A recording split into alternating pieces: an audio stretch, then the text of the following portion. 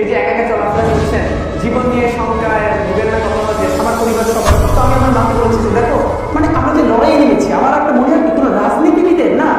বাসার মৃত্যুটা হইতে পারে, এটা কোনো ভালো মৃত্যু না। যিনি রাজনীতি করেন, যিনি লড়াই করেন, যিনি বিপ্লবী, যিনি সংগ্রামী, তার মৃত্যুটা হবে একটা সংগ্রামের মধ্যে দিয়ে, একটা রাজপথে, একটা লড়ির মৃত্যু।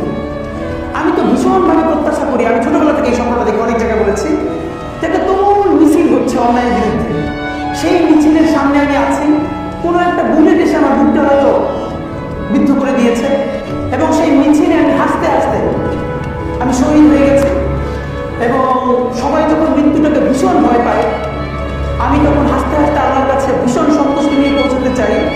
যে আমি একটা ন্যূনতম ওই জীবনটা লিড করতে পারলাম, আমি একটা ইনসাফের হাসি নিয়ে আমি আমার আল্লাহর কাছে পৌঁছতে চাই। সুতরাং আগামী 50 বছর বাঁচলাম, কোনো ইম্প্যাক্ট তৈরি করুন আমাদের দিয়ে, দেশের জন্য, রাষ্ট্রের জন্য, উম্মার জন্য, জাতির জন্য, কিন্তু আমি ধরেন